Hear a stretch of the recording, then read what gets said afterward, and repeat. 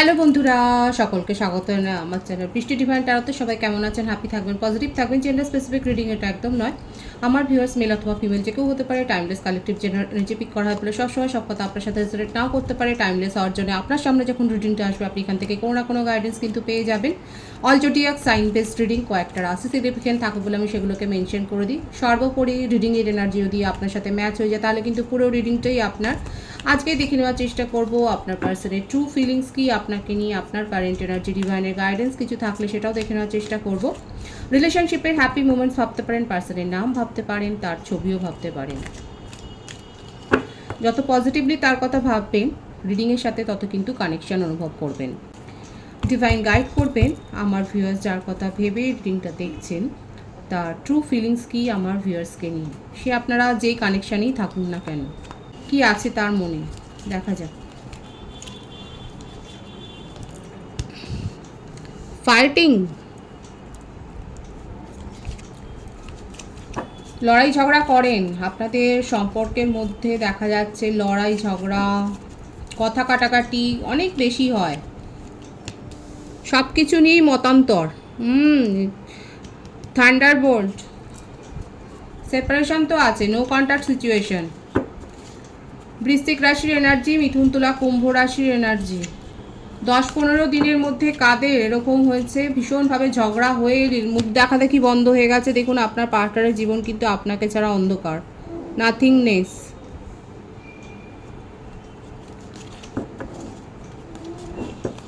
নিজেকে পুরো অ্যালোন করে ফেলেছেন, আইসোলেট করে ফেলেছেন, কারোর সাথে কথা বলছেন না, সেইভাবে কথা বলছেন না।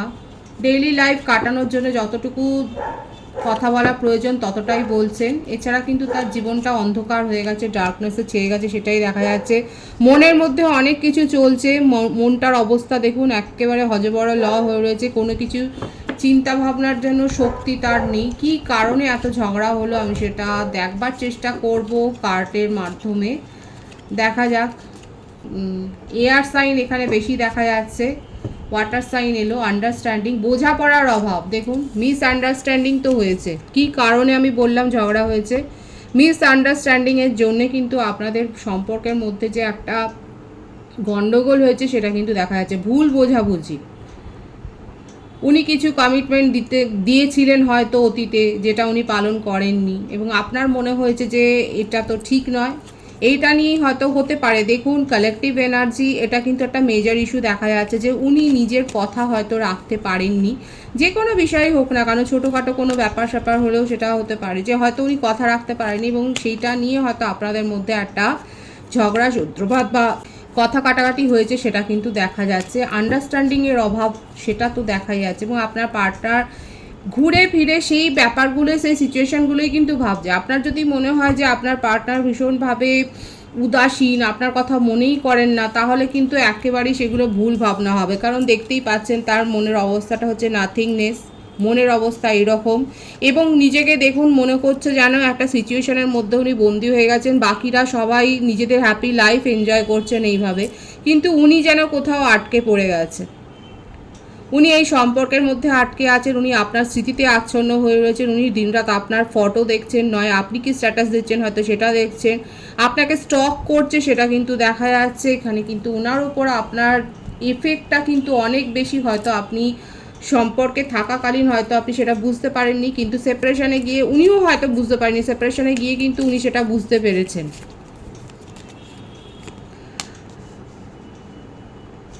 অথচ উনি এরকম মানুষ নয়, ওনার মধ্যে যথেষ্ট জ্ঞান রয়েছে। যে কোনো সিচুয়েশান উনি শান্ত করতে পারেন, হ্যান্ডেল করতে পারেন। উনি যথেষ্ট হায়ার পজিশানে আছেন নিজের কেরিয়ারে।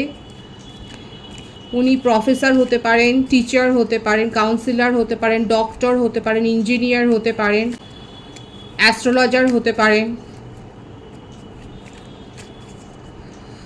উনি এমনকি ধর্মগুরুও হতে পারে। দেখা যাচ্ছে উনি কিন্তু লোককে পথ দেখান, উনি হিলিং সেশন দেন, অথচ আজকে নিজেই কোথাও না কোথাও আটকে গেছেন। আজকে কিন্তু নিজেই কোথাও না কোথাও বুঝতে পারছেন না যে ঠিক কী কারণে আজকে আপনাদের মধ্যে এই দূরত্বটা তৈরি হলো। দেখুন আমি অ্যালোননেস বলেছিলাম, সেই কার্ডটা কিন্তু এসেই গেল।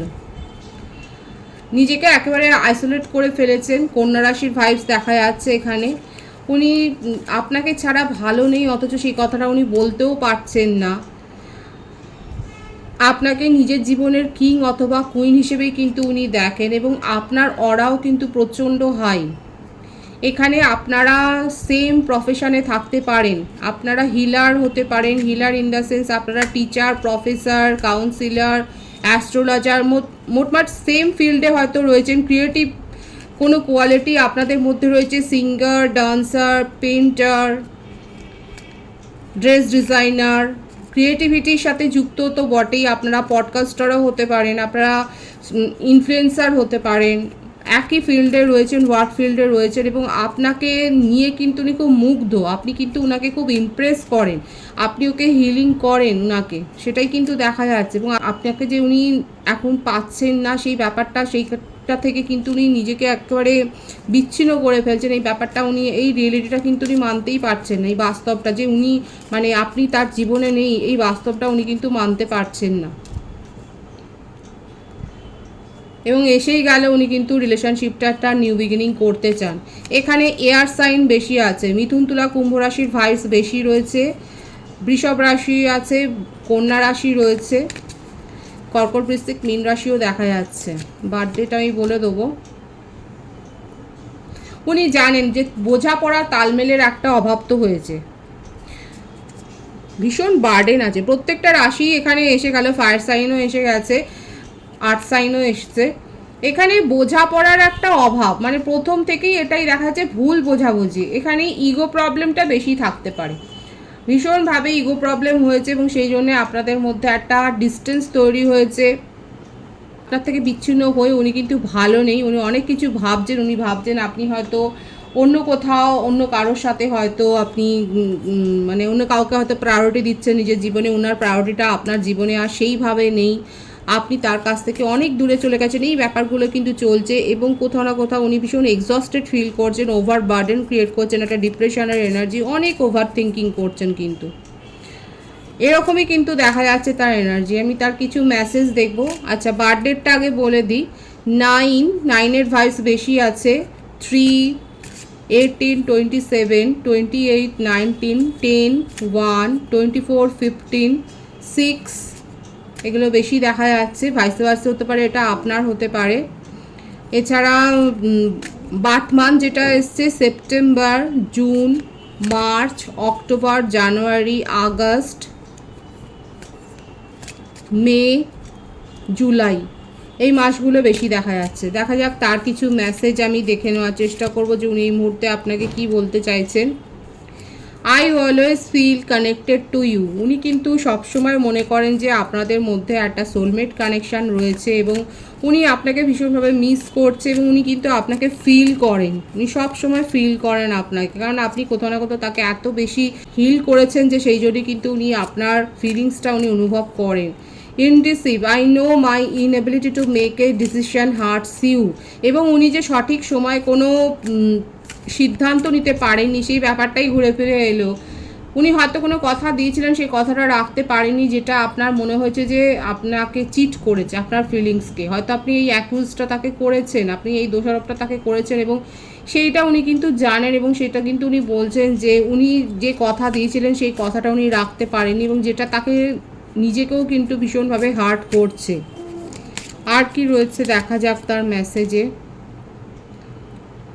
Chaser, I don't want to chase anymore. এবং এখন উনি কিছুটা হলেও দেখা যাচ্ছে যে ডিভাইনের হাতে, ডিভাইনিং টাইমিংয়ের হাতে কিন্তু সব কিছু উনি ছেড়ে দিচ্ছেন। ওনার মনে হচ্ছে যে ঠিক আছে, দেখা যাক ঈশ্বরের কি ইচ্ছা, ঈশ্বর যেটা চাইবে সেটাই হবে। কিন্তু উনি ভ্যালু করেন এই রিলেশনশিপটাকে। We have too many differences, এবং উনি কিন্তু জানেন যে হ্যাঁ আপনাদের মধ্যে একটা ডিফারেন্সেস রয়েছে, কিন্তু উনি এই রিলেশনশিপটাকে, সম্পর্কটাকে কিন্তু ভীষণভাবে ভ্যালু করেন।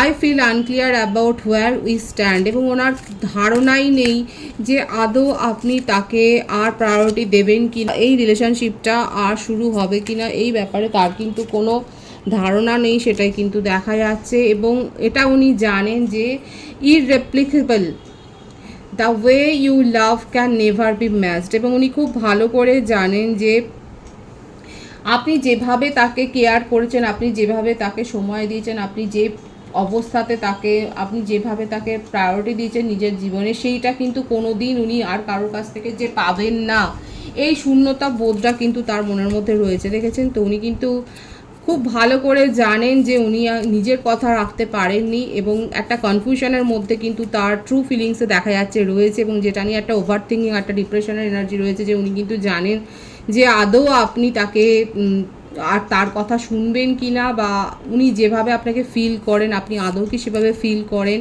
এবং উনি কিন্তু এখন সব কিছু ডিভাইনিং টাইমিংয়ের হাতে চাচ্ছে, ডিভাইনের ওপর কিছুটা ছাড়ছেন, সেটাও কিন্তু দেখা যাচ্ছে। দেখে নেবো যে ডিভাইন আপনাদের সম্পর্কটা ঠিক নিয়ে এখন ঠিক কী বলছে, আমি দেখে নেওয়ার চেষ্টা করব ডিভাইন আপনাদেরকে কি বলছে, যে আপনাদের সম্পর্কের পজিশনটা কি আছে। দেখে নেবো যে আপনাদের রিলেশনশিপটা এখন কোন স্টেটে আছে, কি ক্ল্যারিফিকেশান আছে, সেখানে কি অবস্থা দেখে নেওয়ার চেষ্টা করব।